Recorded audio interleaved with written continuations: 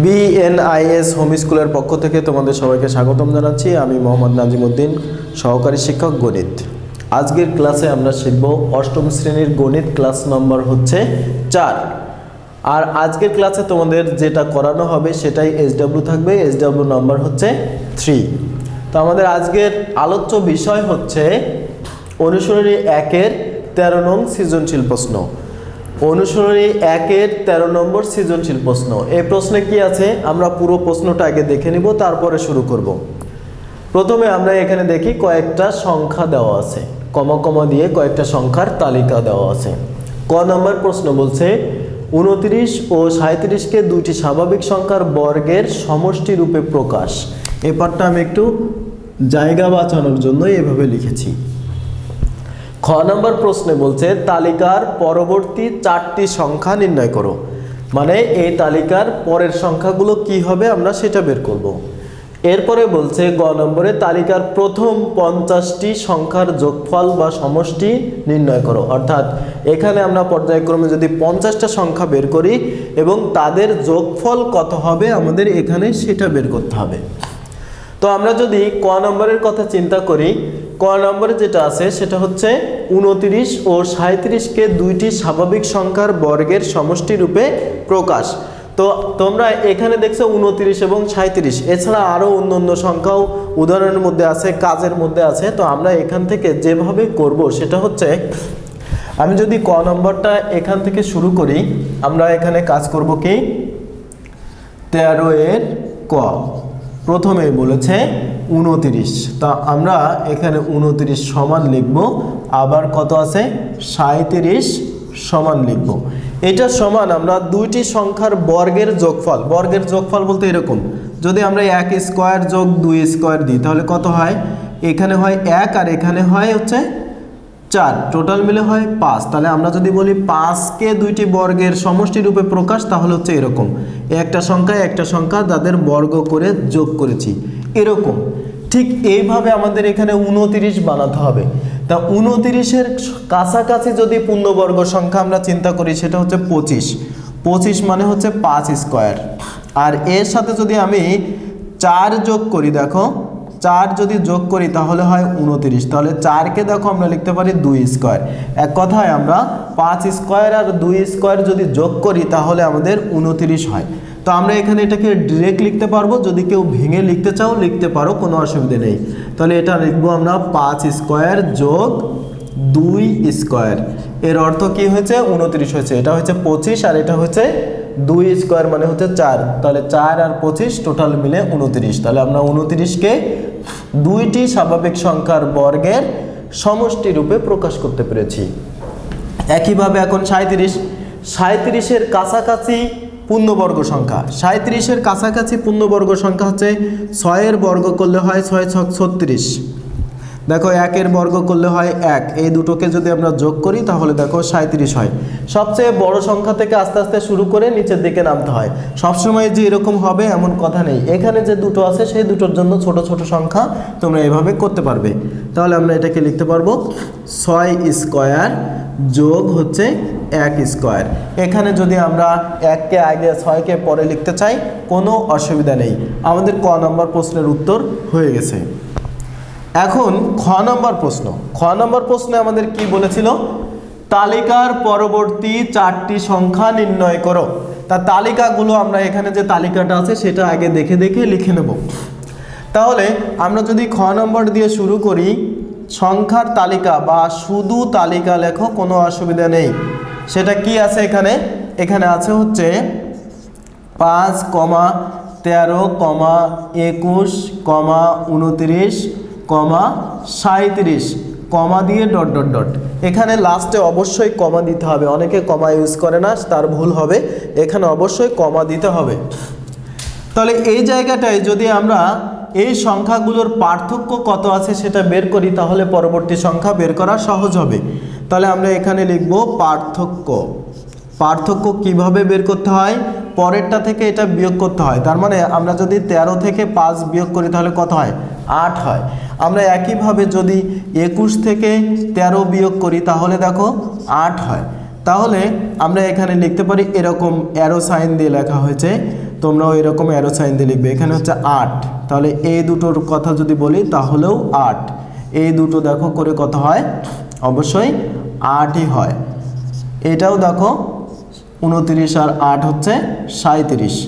তাহলে অ্যাকচুয়ালি যদি আমি এটার কথা বলি, এই 5-এর সাথে 8 যোগ করলে দেখো 13 হয়, এই 13-এর সাথে 8 যোগ করলে দেখো 21 হয়, তাহলে 21-এর সাথে 8 যোগ করলে 29 হয়, 29-এর সাথে 8 যোগ করলে 37 হয়। তাহলে আমি যদি এর পরের সংখ্যাটা বের করতে চাইতাম, এখানকারটা বের করতাম, তাহলে আমার কত হতো উত্তর? নিশ্চয়ই এই 37-এর সাথে আমার 8 যোগ করতে হবে। এখন ডাইরেক্ট যোগ করলে তো অঙ্ক হবে না, এখানে কিছু কথা লিখতে হবে, সেটা আমরা একটু লিখি। এখানে পার্থক্য কত? 8। তাহলে এখানে তালিকার সংখ্যাগুলোর প্রত্যেকটির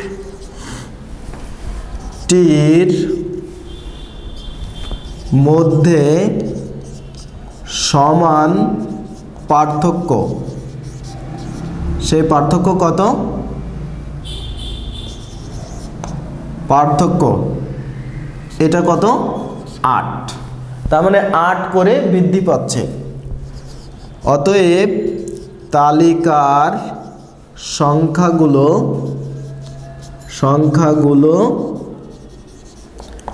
8 করে বৃদ্ধি পাচ্ছে। তাই যদি বৃদ্ধি পায় তাহলে আমরা পরবর্তী সংখ্যা বের করব। অতএব তালিকার পরবর্তী 4টি সংখ্যা, সেটা কি হবে? আমরা এখানে কয়টা আছে? 1 2 3 4 5, 5টা আছে, তার মানে আমরা ষষ্ঠ সংখ্যা লিখতে পারি। ষষ্ঠ সংখ্যা সমান তাহলে কি হবে? নিশ্চয়ই আমাদের লাস্টে ছিল কত? 37। 37-এর সাথে আমাদের 1 কত যোগ করতে হবে? পার্থক্য ছিল 8, তাহলে আমরা এখানে শুধু 8 যোগ করে দেবো, সমান কত হয়? 8 আর 7 15, তার মানে 45। এটা হচ্ছে ষষ্ঠ সংখ্যা। তাহলে সপ্তম সংখ্যা কত হবে? সপ্তম সংখ্যা সমান এই 45-এর সাথে আবার 8 যোগ করতে হবে। এই 45 কোথায় পেলাম? এর আগেরটা 8, তাহলে 8 5 13, তার মানে 53। তাহলে আমি যদি অষ্টম সংখ্যা বের করি, অষ্টম সংখ্যা সমান কত হচ্ছে? এই 53-এর সাথে আবার 8 যোগ, 8 আর 3 11, তার মানে 61। আমাদের কয়টা বের করতে বলছে? 4টা। তা 4টা বের করা, 1টা 2টো 3টা বের করেছি, তাহলে নবম সংখ্যা কত হবে? নবম সংখ্যা হবে এই 61-এর সাথে 8 যোগ, তাহলে 8 আর 1 তার মানে 9, তার মানে 6 9 69, তার মানে আমাদের 4টা সংখ্যা বের হয়ে গেল। আমরা এই ষষ্ঠ সপ্তম অষ্টম নবম এরকম না লিখে কমা দিয়ে লিখে পরবর্তীগুলোও লিখলে হবে। আমি ইচ্ছা করে এভাবে লিখেছি, যদি তোমাদেরকে নির্দিষ্ট করে বলে যে এততম সংখ্যা নির্ণয় করো, তখন তোমরা এইভাবে বের করবে। তাহলে আমরা উত্তর লিখতে পারি, উত্তর পরবর্তী 4টি সংখ্যা সমান কি হবে? তাহলে এই কমা দিয়ে এই পরপরগুলো লিখে দেব, 45, 53, 61, 69। এটাই আমাদের উত্তর। তবে এখানে একটা কথা আছে, যদি তোমরা কেউ মনে করো যে না আমি এইভাবে বের করব না, পরবর্তী অঙ্কের কথা চিন্তা করে, অর্থাৎ পরবর্তী অঙ্কের মধ্যে বলছিল প্রথম 50টি সংখ্যার যোগফল, তার মানে আমাদের 50 নম্বর সংখ্যা কিন্তু বের করতে হবে। সেই কথা চিন্তা করে যদি কেউ এখানে বীজগণিতীয় রাশি তৈরি করে নিয়ে অঙ্ক করো, তাও অঙ্ক হবে। অর্থাৎ এটার যদি আমরা বীজগণিতীয় রাশি তৈরি করতাম, সেখান থেকে ষষ্ঠ সপ্তম অষ্টম নবম এভাবে আমরা বের করতে পারতাম। যদি কেউ ওইভাবে করতে চাও তাও কোনো সমস্যা নেই, করতে পারবে। এইভাবে করলে শর্টকাটে হয়ে যায়, এই জন্য এভাবে করা হয়েছে। যদি কেউ মনে করো যে আমরা বীজগণিতিক রাশি তৈরি করে করব, সে করতে পারবে। এখন আমরা গ নম্বর অঙ্ক করব। গ নম্বর অঙ্কের মধ্যে কি আছে আমরা একটু দেখি। গ নম্বর অঙ্কের মধ্যে হচ্ছে তালিকার প্রথম 50টি সংখ্যার সমষ্টি নির্ণয় করো। তাহলে গ নাম্বার দিয়ে আমরা শুরু করলাম।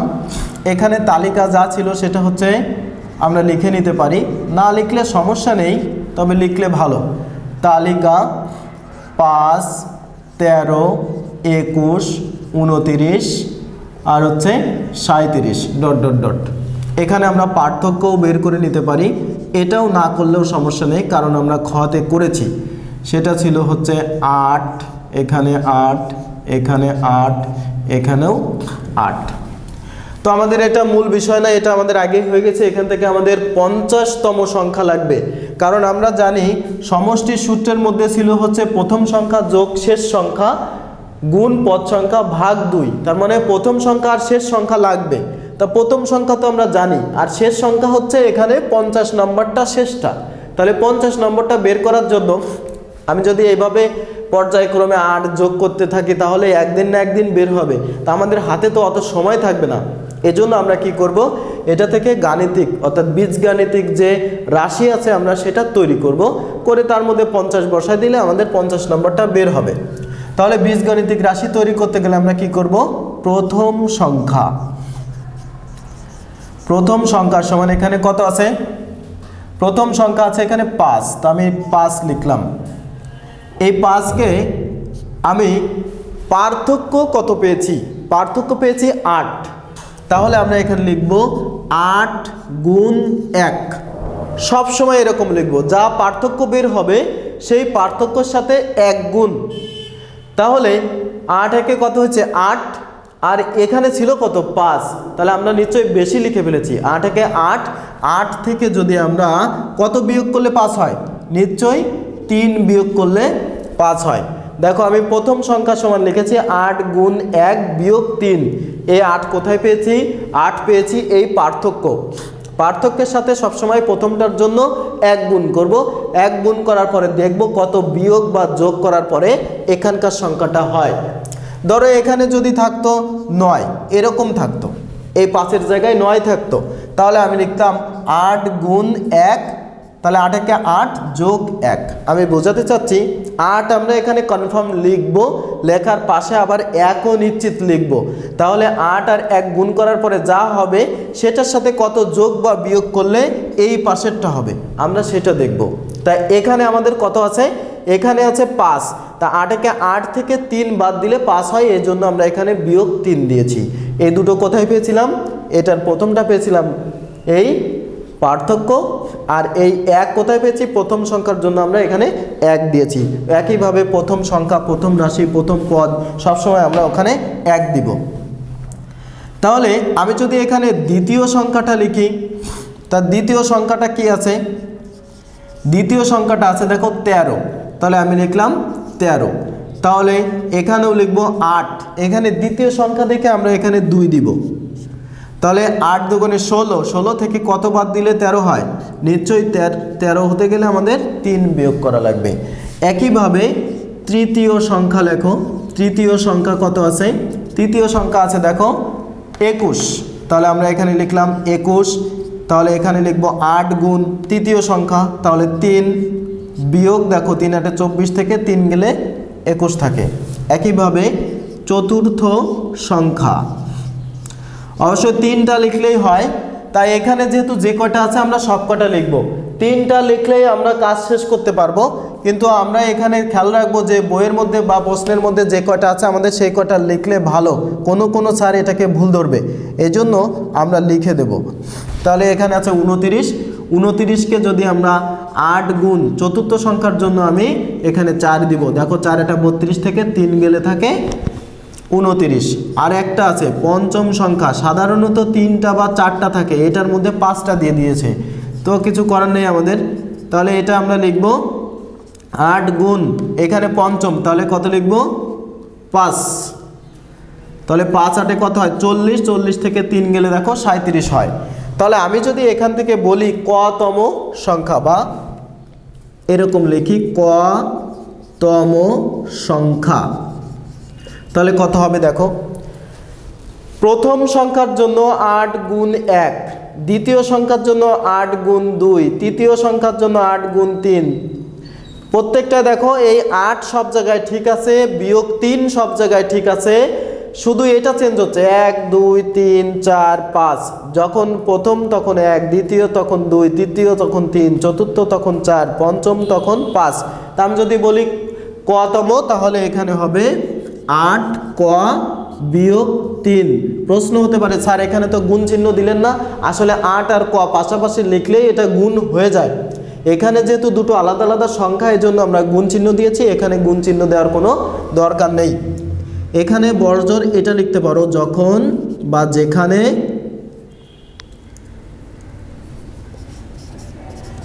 ক সমান 1 2 3 ডট ডট ডট ইত্যাদি, এই কথাটা লিখতে পারো। না লিখলে অসুবিধা নেই। এটাই হচ্ছে আমাদের বীজগণিতীয় রাশি। এটা আমাদের কি কাজে লাগবে? এটা আমাদের কাজে লাগবে হচ্ছে এতক্ষণে অঙ্কের মধ্যে আমরা পৌঁছাচ্ছি 50টি সংখ্যার সমষ্টি বলেছিল, তাহলে আমাদের এই বীজগণিতীয় রাশি লাগবে হচ্ছে 50তম পদের মান বের করতে। জায়গার স্বল্পতার কারণে আমি পাশে লিখতেছি, তোমরা কিন্তু নিচে নিচে লিখবে। তাহলে এখানে আমরা লিখব কি? এখানে লিখব হচ্ছে 50তম পদ, 50তম সংখ্যা কত হবে? তাহলে 50তম সংখ্যা হচ্ছে এখান থেকে আমরা নিব, এই যে বীজগণিত রাশি বের করছি 8 ক বিয়োগ 3, তাহলে আমরা লিখব 8 গুণ 50 বিয়োগ 3। 8 50-এ কত হয়? 8-এর অর্ধেক 4, তার মানে 400। 400 থেকে 3 বিয়োগ করলাম, তাহলে আমাদের কত আসে? 397। এটা হচ্ছে 50তম সংখ্যা। 50তম সংখ্যা মানেই আমাদের শেষ সংখ্যা, তাহলে আমরা এখানে লিখতে পারবো শেষ সংখ্যা। এখানে পদ সংখ্যা কত? পদ সংখ্যা দেওয়া ছিল, পদ সংখ্যা হচ্ছে 50টি, তাহলে লিখব পদ সংখ্যা সমান 50।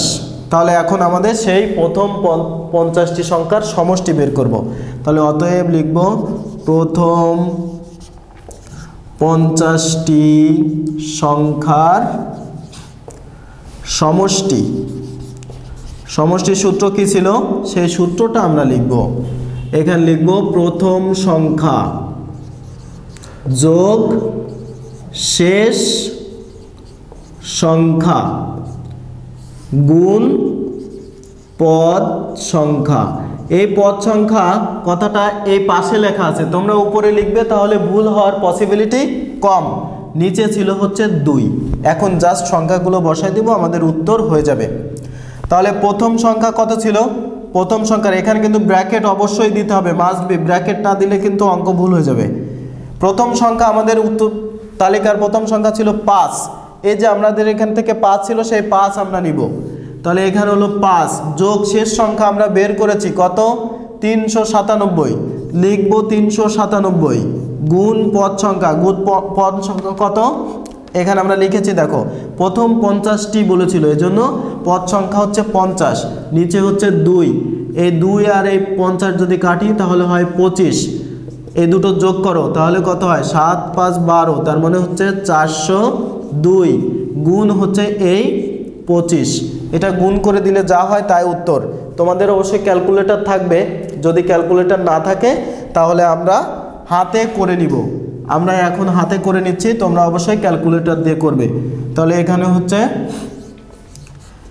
25 দিয়ে যদি আমরা গুণ করি, প্রথম 5 দিয়ে, 5 দুগুণে 10 0, এটা 5 0 0, হাতে 1 ছিল সেই 1, আবার 4 5 20।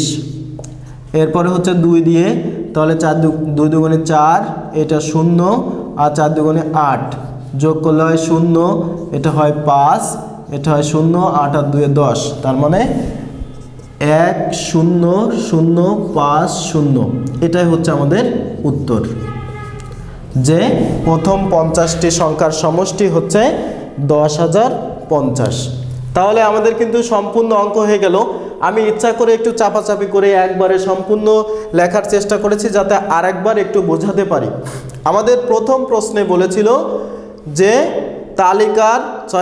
এই যে তালিকার মধ্যে যে সংখ্যাগুলো দেওয়া আছে তার মধ্যে থেকে দুটো সংখ্যা নিয়ে বলেছিল যে স্বাভাবিক সংখ্যার বর্গের সমষ্টি রূপে প্রকাশ। তা আমরা এখান থেকে ডিরেক্ট লিখতে পারি, কারণ এর জন্য 2 মার্ক থাকবে। ডিরেক্ট লিখলেও 2 মার্ক পাবে, বর্ণনা দিলেও 2 মার্ক পাবে, কোনো সমস্যা নেই, কেউ মার্ক কাটবে না। তুমি সর্বোচ্চ বড় জোরে এখানে লিখতে পারতে এরকম 29 সমান 25 যোগ 4, তারপরের লাইনে 5 স্কোয়ার যোগ 2 স্কোয়ার। তাই এভাবে লিখলেও হবে, ওইভাবে লিখলেও হবে, কোনো সমস্যা নেই। খ নম্বর প্রশ্নে বলেছিল তালিকার পরবর্তী 4টি সংখ্যা বের করতে। আমরা পার্থক্য বের করেছি, পার্থক্য বের করে পরবর্তী সংখ্যাগুলো, তার মানে এই পার্থক্য সব সমান হওয়ার কারণে আমরা দেখেছি যে পরবর্তী সংখ্যাগুলো বের করার জন্য আমাদের শুধু 8 যোগ করে দিলে হয়ে যায়। এই জন্য বীজগণিত রাশির ঝামেলাটা এর মধ্যে যায় নাই, এখানে আমরা সরাসরি যোগ করে করে পরবর্তী 4টি সংখ্যা বের করেছি। এই বের করার পরে আমাদের এখান থেকে 4টা উত্তর হয়ে গেছে, ও পর্যন্ত শেষ। গ নম্বরে যখন বলছে 50টি পদের সমষ্টি, তার মানে আমাদের শেষ সংখ্যাটা লাগবে, এই জন্য আমাদের এখান থেকে বীজগণিত রাশি তৈরি করতে হয়েছে কতম সংখ্যা। এটাই হচ্ছে বীজগণিত রাশি। কেউ যদি এখানে লিখতে চাও কতম সংখ্যা তাহলেও হবে, আবার বীজগণিত রাশিও লিখতে চাও 8 ক বিয়োগ 3 তাও হবে, কোনো সমস্যা নেই। এটা দিয়ে আমরা কি করেছি, 50তম সংখ্যা বের করেছি। সেই সংখ্যাটাই শেষ সংখ্যা, এটা আমরা বের করেছি। প্রথম সংখ্যা ছিল 5 আর শেষ সংখ্যা হলো হচ্ছে 397। আর পদ সংখ্যা, যেহেতু 50টি পদ বলেছে এই জন্য পদ সংখ্যা হচ্ছে 50, তাই আমরা পদ সংখ্যা লিখেছি এখানে 50, শেষ সংখ্যার মান বসাচ্ছি, প্রথম সংখ্যার মান বসাচ্ছি, যোগ বিয়োগ করেছি। এটা আমরা রাফের মধ্যে গুণ করেছি, তোমরা চাইলে ক্যালকুলেটর ইউজ করতে পারবে। এটা হচ্ছে আমাদের উত্তর। একদম সিম্পলি চেষ্টা করবে, তাহলে কোনো সমস্যা থাকবে না, বুঝতেও সহজ, কোনো ব্যাপার না। প্রত্যেকটা অঙ্ক একই ধরনের, কোনো আলাদা কিছু নেই। আমি এই জায়গা স্বল্পতার কারণে চিপা করে লিখেছি, তোমরা অবশ্যই এটা নিচে নিচে লিখবে। এখন হচ্ছে এই যতটুকু আমি করালাম এটাই হচ্ছে তোমাদের SW থাকবে। SW নাম্বার হচ্ছে 3। আশা করি সবাই ভালো বুঝতে পেরেছো। তারপরেও যদি কারো কোথাও প্রবলেম হয়, কেউ কোনো জায়গায় বুঝতে না পারো, তাহলে আমার এখানে ফোন নাম্বার দেওয়া আছে, ফেসবুক আইডিতেও আমার নাম হচ্ছে MD নাজিমউদ্দিন, তোমরা সেখানেও আমাকে নক করলে এই সমস্যার সমাধান পেতে পারো। সবাই ভালো থাকো, সুস্থ থাকো, আল্লাহ হাফেজ।